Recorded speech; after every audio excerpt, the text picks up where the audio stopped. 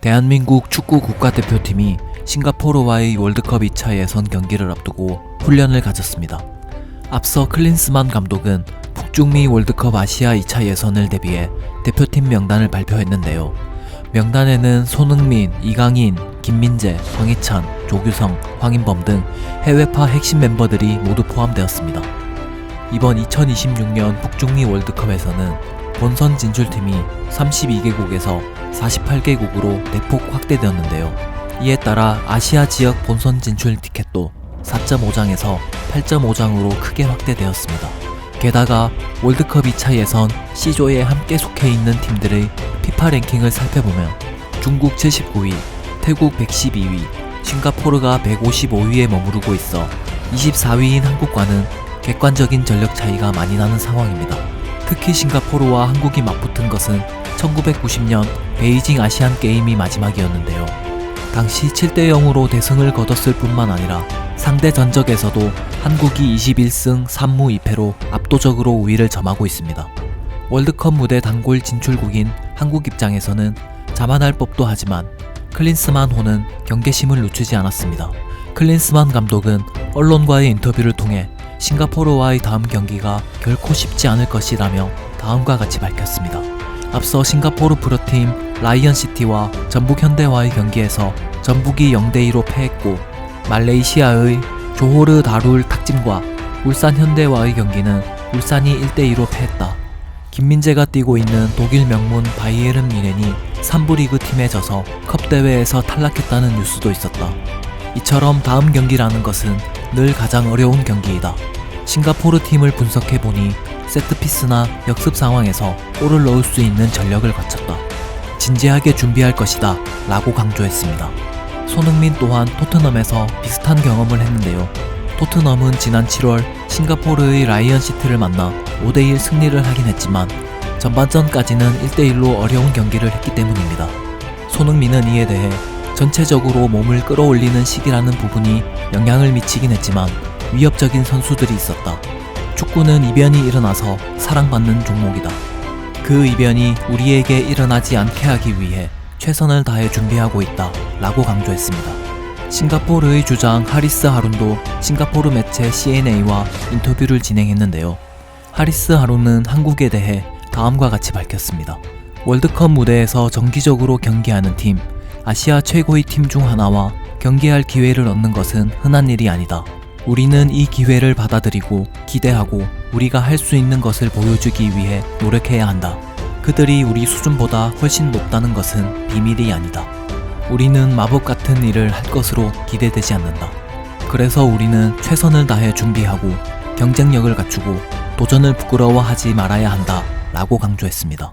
싱가포르의 감독 니시가야는 최근 경기력과 결과에 대해 비난을 받고 있지만 이번 경기를 통해 자신을 증명할 기회로 삼고 있습니다. 니시가야 감독은 싱가포르 축구를 보여줄 수 있는 아주 좋은 기회라고 생각한다고 밝혔습니다. 한편 싱가포르 팀에는 한국에서 귀화한 선수가 있는데요. 바로 공격수 송의영입니다. 2021년 싱가포르로 귀화한 그는 지난해까지 싱가포르 무대를 누비다 올해 태국을 거쳐 현재는 인도네시아 리그에서 뛰고 있습니다. 그는 귀화 직후부터 싱가포르 대표팀으로 발탁되었는데요. 싱가포르 대표팀 일원으로 A매치 20경기에 출전해 4골 3도움을 기록 중입니다. 송의영이 한국과의 경기에 나선다면 생애 처음으로 한국 대표팀을 상대하게 되는 것입니다. 송의영도 언론과의 인터뷰를 가졌는데요. 한국 축구를 가장 잘 알 텐데 감독과 동료들에게 조언했는지 묻는 질문을 받자 다음과 같이 밝혔습니다. 선수들이 나한테 많이 물어봤다. 영상을 공유하면서 키플레이어가 누구인지 어떻게 플레이하는지 보여줬다. 한국 선수들의 기술, 피지컬이 뛰어나서 그 부분을 잘 준비해야 한다고 이야기했다. 하지만 듣는 것과 경험하는 것은 큰 차이가 있다. 전반전에 어떻게 적응하고 대응하는지가 중요할 것 같다 라고 강조했습니다. 한편 클린스만 감독은 최근 A매치 3연승에도 불구하고 재택근무와 K리그 홀대, 불성실 논란 등으로 여론이 좋지 않은데요. 이에 대해 클린스만 감독은 다음과 같이 밝혔습니다. 나는 클럽 감독이 아니라 대표팀의 감독이다. 해외에서 빠르게 트렌드를 익히고 유럽 각 구단 감독들과 네트워킹을 이루는 게 대표팀 감독의 중요한 업무다. 앞으로도 지금의 내 업무 방식을 바꾸지 않을 것이다 라고 밝혔습니다. 클린스만 감독의 업무 방식뿐 아니라 전술과 관련해서도 논란이 있었는데요. 지난 10월 A매치 베트남전이 끝나고 손흥민의 인터뷰 내용이 화제가 되기도 했습니다. 손흥민은 좋아하는 위치도 각자 다르고 그날 경기가 안 풀리면 자리를 바꾸기도 한다. 감독님이 자유롭게 해주시는 부분이 있다 라고 밝힌 것인데요. 손흥민뿐만 아니라 이재성, 이강인, 조규성 등 다른 선수들도 비슷한 발언을 하기도 했습니다. 이에 팬들은 그럼 공격 전술이 딱히 없고 선수들에게 알아서 하도록 맡긴다는 것이냐? 그럼 감독은 뭐하냐? 없어도 되겠다. 선수빨이냐? 등의 반응을 보였습니다. 이에 대해 클린스만 감독의 해명이 있었습니다.